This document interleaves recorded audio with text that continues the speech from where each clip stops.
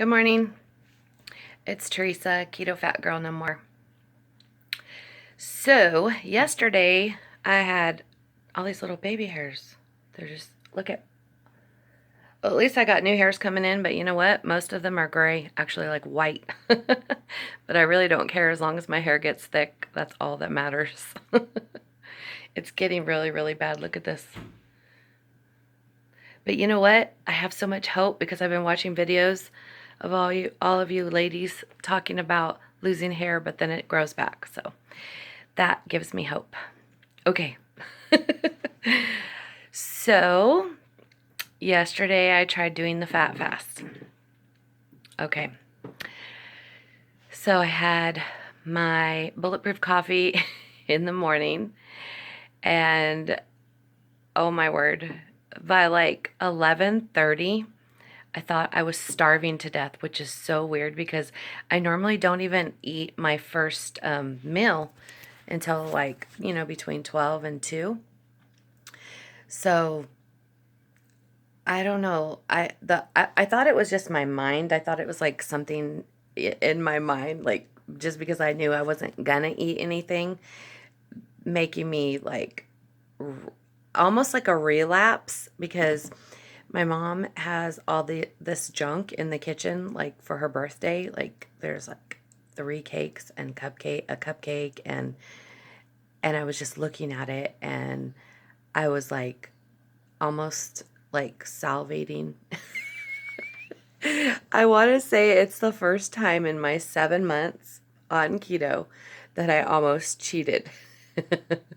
So I finally said around 12:30, I finally said, you know what? Enough is enough. I'm going to eat something, because if I don't eat something, I'm going to eat this whole German chocolate cake. So what I did was I ate 2 fried eggs and 1 slice of bacon and a Diet Coke. No, I didn't have a Diet Coke. I just had a slice of bacon. Oh, and a little bit of cheese on top of the eggs. And I didn't take a picture because I was so mad at myself because I felt like I cheated and I messed up. And I was like, it was the old Theresa beating herself over the head for messing up. So I messaged Sandy and she told me to call her. So I called her, and we must have talked for almost an hour, and she made me feel so good. She told me as long as I keep my fat at 80%, it's still considered a fat fast, and keep the protein and the carbs really, really low. So that's what I did. It was like 86% fat, and I don't remember everything. I should have wrote it down before I started this video. But let me see. I think it said 5 carbs, and that had to be like in the cheese. And so this is what I did. So I had the 2 eggs and the piece of bacon for my first meal. And then for my second meal, I just had a huge, well, it wasn't really huge, just a regular size. It looked big to me because it was really filling. The sirloin hamburger patty, and I just like scooped all the grease and put it on my plate, and put a tablespoon of butter on top of it and let it melt. And then I put some Monterey Jack cheese on top of that. And then I just cut it up and ate it. And I was actually kind of grossing out when I was eating it because it was so greasy. But I knew, I needed to get my fat up really high. So, and then also, let me see. I think I had like 3 bulletproof coffees throughout the day on top of all that grease for dinner. So then a little bit later, I realized I still didn't have enough fat. So if I wanted to get over the 80%, so I seen a video. I forgot the man's name, but I saw a video. This man, he posted a couple of videos on desserts that he eats, and he gave me the idea. So I got some cream cheese, a little tiny bit of cream cheese, maybe like, I don't know, 2 ounces, and a packet of stevia and some cinnamon.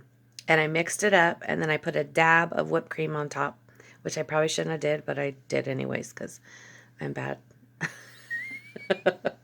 So I ate that, and I got the fat percentage up to 86%. Oh my word, I was so nauseous. I went to bed nauseous. I woke up nauseous. And I don't know what time it is. I think it's about 10 o'clock. It might be almost 11 by now.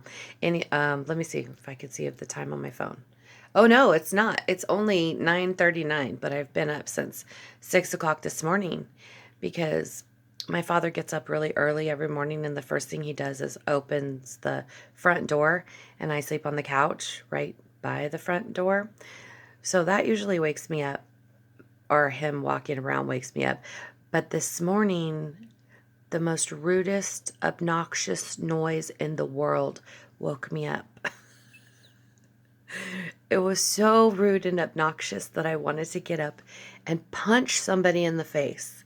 It was the garbage truck. It was right in front of the house as my dad opens the front door. So I woke up in an extremely bad mood. I always wake up in a bad mood if it's a really, really loud noise that wakes me up. I've been that way since I was a kid. So I just kept my mouth shut for a while because I didn't want to say anything rude or anything because I was in a bad mood. And then I got over it. And I totally forgot what I was talking about. Oh, yeah. I woke up nauseated. So I was so nauseated, and I am still, I've been up since 6, and it's 9:39, or probably like 9:40 by now. And I'm still so full. So thank you, Sandy. I'm going to weigh myself tomorrow and see if the scale moves.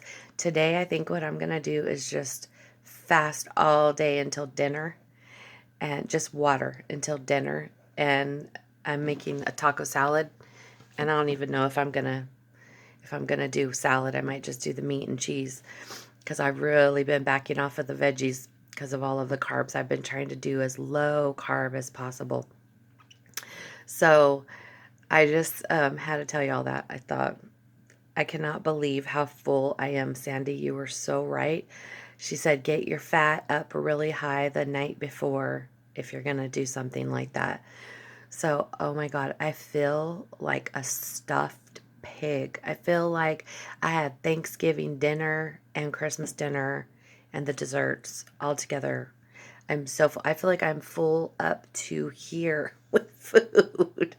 And if you really look at everything that I ate, I really didn't eat that much food, but I ate so much fat. And I know some people are against that, and I was against that in the beginning, but I'm going to see if it helps, if it works, if it shifts things around, if it speeds up my metabolism, or if it just shakes something up. Just do something.